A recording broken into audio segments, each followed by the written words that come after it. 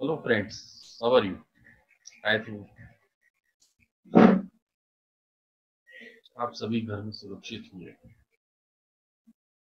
Today we are discussing about electric field. यह electric field होता क्या है? इलेक्ट्रिक फील्ड एक टेस्ट चार्ज रखे हमारे, उसके आसपास जो भी स्पेस फील्ड क्रिएटेड हो जाए उसको अपन इलेक्ट्रिक फील्ड बोलते हैं। अब उसकी इंटेंसिटी कैलकुलेट करने के लिए अपने को एक छोटा सा टेस्ट चार्ज लेना होगा। वो टेस्ट चार्ज अगर उस पॉजिटिव टेस्ट चार्ज के पास लाएंगे उसकी स्ट्रेंथ को इंक्रीज बताएगा, और अगर उससे दूर ले जाएंगे तो उसकी स्ट्रेंथ कम होगी। इसी के बेसिस पे अपन बोल सकते हैं electric field intensity. The electrostatic field force acting per unit positive test charge on a point in an electric field is called the electric field intensity at that point. Electric field intensity mathematical representation है E equal to F by Q naught, where Q is a test charge. Q क्या है? Test charge है। अब उसकी unit क्या होगी? ऊपर numerator में क्या है? फोर्स, तो फोर्स की यूनिट क्या होती है? न्यूटन, और अपॉन में क्या है? चार्ज, तो चार्ज की यूनिट कूलम, न्यूटन पर कूलम, और अल्टरनेटिव यूनिट होती है वोल्ट पर मीटर। और उसका डायमेंशनल फॉर्मूला mLT-3 a⁻⁻⁻1, और वो एक वेक्टर क्वांटिटी। ओके, अब इलेक्ट्रिक फील्ड अपन किसी पॉइंट पे कैलकुलेट करें, किसी भी पॉइंट पे कैलकुलेट करें अपन इलेक्ट्रिक फील्ड, तो आप देखेंगे कि यहाँ पे अपन ने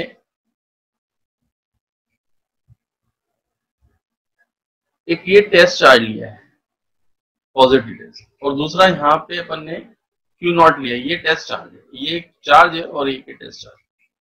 इस चार्ज के बेसिस पे यहाँ पे अपने को इलेक्ट्रिक फील्ड कैलकुलेट करना है।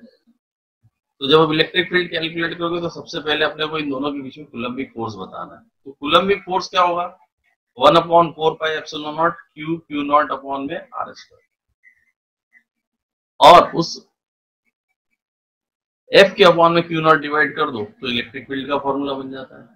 तो ये देखो, लिमिट मतलब जीरो के बहुत क्लोज है लेकिन वो जीरो नहीं है, और यहाँ पे अपन इसकी वैल्यू पुट कर दें फोर्स की, तो फोर्स की यूनिट होती है 1/4πε0 क्यू नॉट, और ये आर वेक्टर जो है आपको डायरेक्शन बता रहा है। क्या बता रहा है?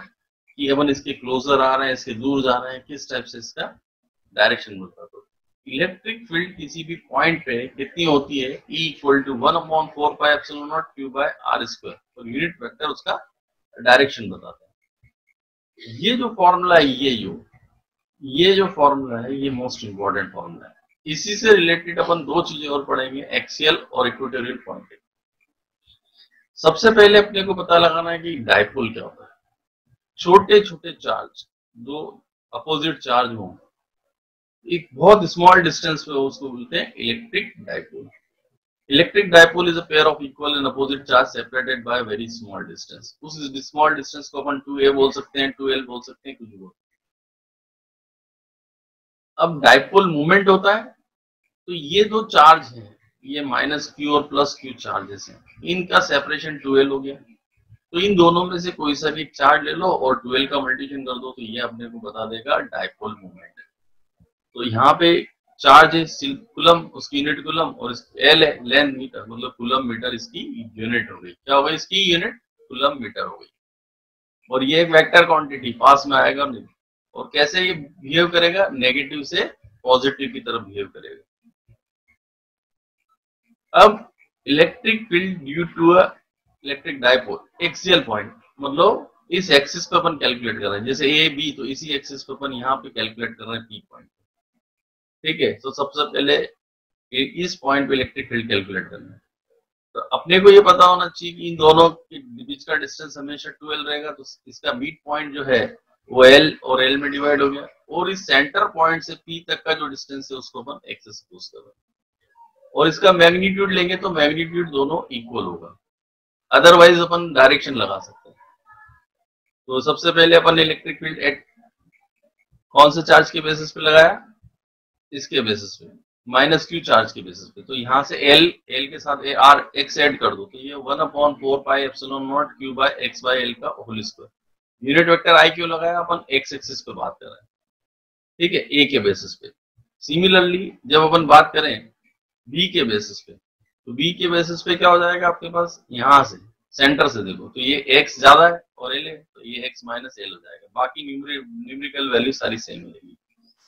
अब टोटल इंटेंसिटी कैलकुलेट करनी, तो इस पॉइंट की इंटेंसिटी ज्यादा होगी कि इस पॉइंट की, जो क्लोजर होगा उस पॉइंट की इंटेंसिटी ज्यादा होगी, तो इसमें से इसको माइनस कर दो, तो आप EB में से EA को माइनस कर दो। जब माइनस करेंगे अपन तो सिंपल मैथमेटिक्स का यूज करना है, 1/4πε0 दोनों में से कॉमन ले लिया अपन ने, और ये q/x माइनस x का होल स्क्वायर हो गया, ये हो गया, q कॉमन ले लिया, क्रॉस मल्टीप्लिकेशन करोगे तो अल्टीमेटली आपके पास बचेगा 2qLx, और 2qL को अपन p पुट कर देंगे क्योंकि वो डायपोल मूवमेंट होता है। क्या होता है, डायपोल मूवमेंट होता है। ठीक है, ये डायपोल मूवमेंट हो गया। अब ये 1/4πε0 2p/x upon x square minus a square, क्योंकि ये a minus B a plus B, तो इसको अपन मल्टीप्लिकेशन करके लिखें दोनों स्क्वायर के वैसे, तो x square minus a square बन जाता है। और जब ये x जो बहुत डिस्टेंस ज्यादा हो इससे l का, वो तो बहुत स्मॉल है, तो ये वाली टर्म में से सिर्फ अपन इग्नोर कर देते हैं l को, तो x की पावर 4 हो जाती है और x कट जाता है, तो इक्वेटोरियल पॉइंट पे उसका डायपोल मोमेंट कितना, डायपोल कितना आ जाता है, इलेक्ट्रिक फील्ड इंटेंसिटी कितनी आ जाएगी, 2p/4πε0 क्यूब आ जाएगा। ओके, ये एक्सियल पॉइंट है। अब दूसरी बात होती है इक्वेटोरियल पॉइंट। इक्वेटोरियल पॉइंट मतलब ये जैसे नेगेटिव चार्ज और पॉजिटिव चार्ज, इसके सेंटर से अपन परपेंडिकुलर पे कहीं अपन उसको कैलकुलेट करना चाह रहे हैं।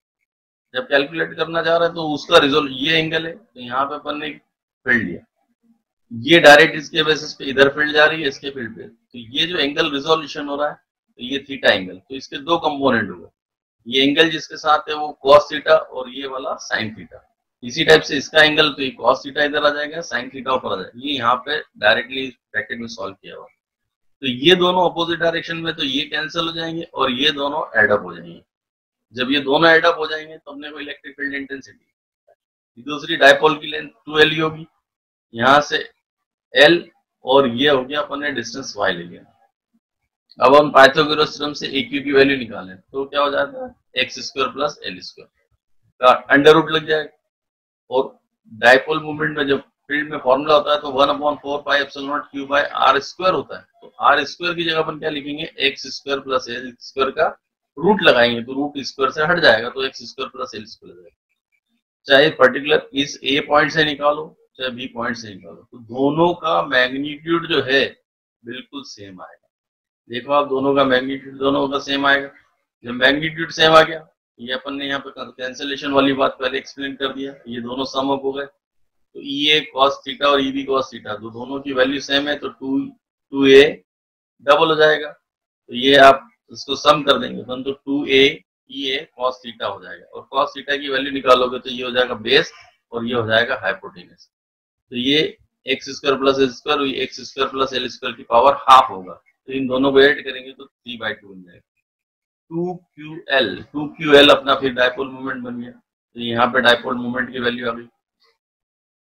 ठीक है, अल्टीमेटली अपने पास फिर अपन बोल सकते हैं कि ये लार्जर है, तो ये वाली टर्म हटा दो, तो x स्क्वायर से x स्क्वायर कट जाएगा, तो x की पावर 3 आ जाएगी। अभी ये नेगेटिव साइन क्यों इंडिकेट किया अपन ने, लेफ्ट हैंड साइड पे लिया, अगर अपन इसको पॉजिटिव राइट हैंड साइड पे लेते तो ये एक्सिस कितना नेगेटिव पे कंसीडर किया, अगर राइट हैंड साइड पे लेते तो पॉजिटिव आता, तो इक्वेटोरियल पॉइंट पे कितना आ गया, P/4πε0 x³ होगा, ये y³ होगा।